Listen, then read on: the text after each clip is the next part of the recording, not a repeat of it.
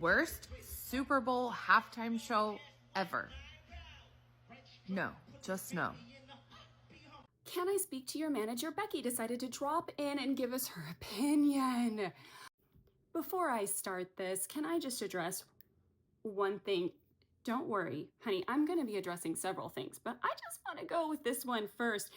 The shine on your face is really distracting. Just add a little bit of powder, okay, to your T-zone, right there. You can put some right there as well. And that way I don't see my reflection in your face when you're talking. Now, you made the decision to watch the Super Bowl halftime show tonight. My guess is you already had decided that you were going to be critical of it. You just strike me as one of those people, you know, the type of person that's still really angry that Beyonce won all those Grammys last week because she just doesn't deserve it. But anyway, while you were wiping, just slabbing so much mayonnaise on white bread, the rest of us were really enjoying the performance. See, there was a lot of symbolism. The choreography was insane, and the artistry, oh my gosh, chef's kiss. But you couldn't understand that because your bias blinds you. Although you're probably going to wake up tomorrow morning and wear this sweatshirt that says, I get by on Jesus, messy buns, coffee, and gangster rap. Although you wouldn't understand the messages that come through in R&B and hip hop. Here's some things. Raisins don't belong in potato salad. And you strike me as the type of person that really needs to hear that. Okay? It doesn't. You need to spend more time watching videos that are created by people who do not look like you, talk like you, act like you, dress like you, or worship like you. And I know that's going to be a stretch and it's going to be a challenge, but that is the best way that you can stop asking to talk to somebody's manager, okay? It's going to, again, interrupt your precious time with writing and reading Yelp reviews. It's just, you're going to have to sacrifice something, okay? Second, I need to point this out. This is like super important. You spend a lot of time pulling slivers out of your neighbor's eyeballs. When you have a giant fir tree lodged so far up your ass, it is coming out of one of your eyeballs. Okay, honey? It's a forest up there. All right? I know tonight was a disappointment because you were really hoping that Lauren Daigle would just stay and that Kendrick was just an accident in the program and that you would get to hear Lauren Daigle with the surprise guest star of Lee Greenwood. Unfortunately, that didn't happen for you. Fortunately for the rest of us. Thank God. All right, so to recap, no one needs your opinion. Get off of Yelp and start listening to people from other cultures because your bias and your privilege is overwhelmingly blinding you and it's suffocating your ability to learn from other people or just to be a good human in general. Sit down. You'll see that Trump got booed when he arrived at the Super Bowl and Fox News aired it, except they dubbed in applause over the booing. And they say that women are too petty and dramatic to lead this country. I'm absolutely begging for some little intern staffer or somebody to reveal to us whether or not Trump had explained to him the context of Kendrick's performance, because we know he didn't understand it right off the bat, but I need to know if he knows now, and if so, what's his reaction? Honestly, if you think about it, the whole Super Bowl really was like beginning, middle, end, a massive fuck you to old Don Don there. Like, beginning, he was booed when he walked in. Middle, Kendrick gave him the big old middle finger on national television. And end, the Eagles, who notoriously hate him and refuse to go see him at the White House, won. And on the sliding scale of Chiefs players who are MAGA, it's like the more MAGA they are, the worse they played. I didn't watch, but I've heard. I saw somebody say that the whole entirety of the Super Bowl and the Grammys feel like they came from the timeline where Kamala won, and I have to agree. I don't think that Trump anticipated that winning would not be the hardest part. It's like, congrats, you did it. Now everybody hates you, and also none of your executive orders are getting through legally. Yay. MAGA is absolutely loving Kendrick Lamar's halftime show at the Super Bowl last night. It is exactly what white middle America was looking for, and I'm so glad that they got it. It was honestly a good show. But MAGA, they are just going to town on it, as you can expect, because it wasn't meant for them. But you've got people out here saying, you know, it wasn't my cup of tea. That's probably the politest one. And then you've got people like the Beetlejuice jerker and Lauren Boebert coming out here saying, I needed subtitles. I didn't understand what was going on. And then you, of course, have people like the diddler Matt Gaetz talking about, oh, this was a direct response for the gains that Donald Trump has made with black men. What? I mean, these people are just so out of touch. It wasn't meant for them. It was a political statement with so many subtleties on so many different levels, and it escaped, I'm sure I missed plenty, but it escaped so many people. It went right over their heads.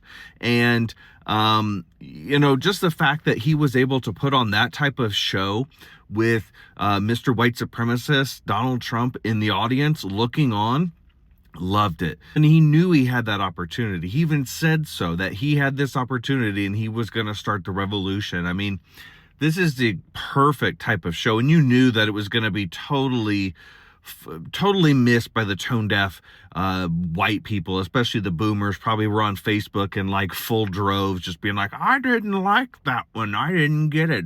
Super Bowl, that was ridiculous. Because they just want to see Paul McCartney up here blasting out hits and things like that. But that's not what it's about. It's about culture and the NFL bringing people like this to the stage. I mean, he's a huge artist, and to be able to have his political statement with Samuel L. Jackson as Uncle Sam and everything else, like that was the perfect counterbalance to Donald Trump's white pasty ass up there in the suites or whatever he was in. So unfortunately for MAGA, they're just going to keep bitching about that halftime show, but oh well. If you didn't like the Super Bowl halftime performance, we instantly know who you voted for. It's the same people that truly thought that Elon Musk spent $40 million of his own money on Super Bowl commercials. People are on here saying, oh, I'm only watching the Super Bowl for those commercials. How'd that work out for you? Once again, a parody account on Twitter made up that story, and y'all fell for it. But I've seen so many videos this morning like this one. What was that Super Bowl show? Okay, tell me you're old without telling me you're old, and you have no idea what they just sang. I have no idea what those words were that Kendrick Lamar were singing. Of course you didn't. Y'all aren't exactly the smartest group of people in the world. That's why all of these right-wing politicians and all these right-wing content creators have to dumb it down for y'all so that y'all can comprehend what they're saying. They have to talk very, very slowly. I thought the show was absolutely amazing, and y'all, MAGA, are predictable. But truly, there is only one reason why y'all didn't like the show. Don't hide it. Just come out and admit it. Peekaboo. Man, I gotta be honest. It is so nice to wake up and know that America is filled with angry Republicans right now. It's amazing how they are calling last night's Super Bowl one of the worst ones they've ever watched because they got absolutely nothing that they wanted. Peekaboo. I mean, we knew what time the Chiefs were on. We knew it. We knew what time they were on. We kept saying they were the MAGA of the NFL. And boy, just like Donald Trump, did they overpromise and underdeliver. That game was pathetic. It looked like they actually had to play without the refs doing a bunch of funny shit like they've been doing all year. Kind of felt like the Chiefs were the quote-unquote DEI team, if you know what I'm saying. Peekaboo. Y'all know Donald Trump left early? You know, he left the game early. And they were like, well, he wasn't getting any airtime, so he decided to leave early. That wasn't the reason. He left because he knew there was no chance the Chiefs would win. So that meant they were not going to ask him to come down there and celebrate with them, because you know that's what he wanted to do. And the reason why we know that is because he already had smoke for the Eagles before he even got home.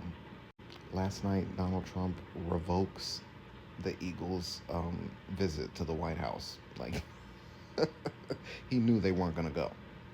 When the Eagles won the Super Bowl back in 2018, they did not go. They were the first NFL team to turn down a visit to the president.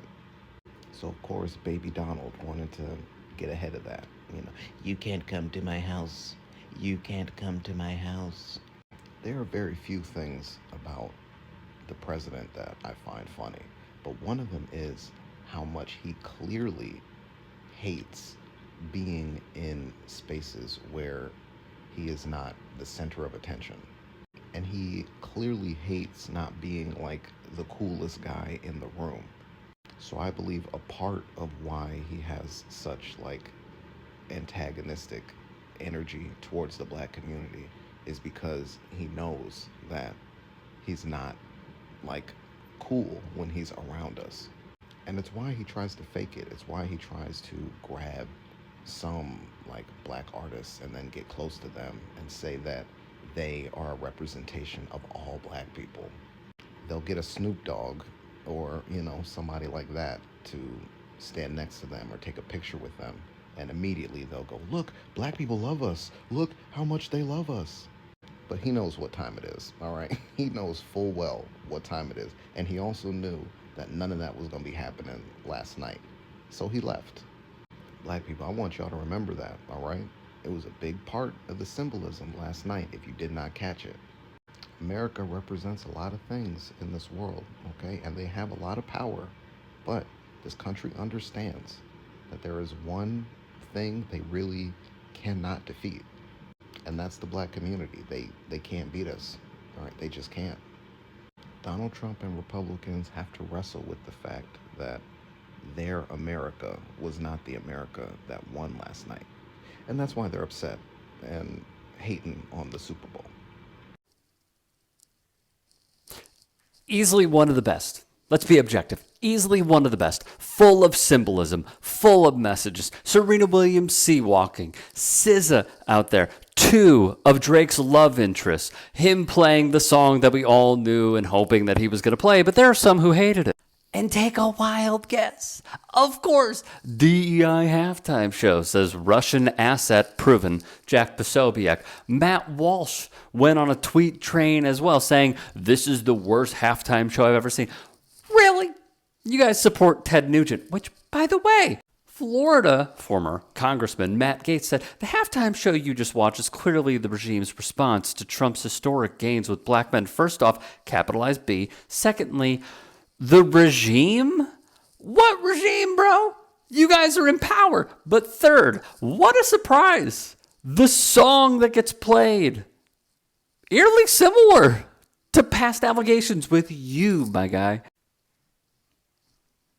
Which led Jamil Hill to dunk all over him. What a surprise. The guys who may or may not be PEDOs hated someone calling out an alleged PEDO. Shocker.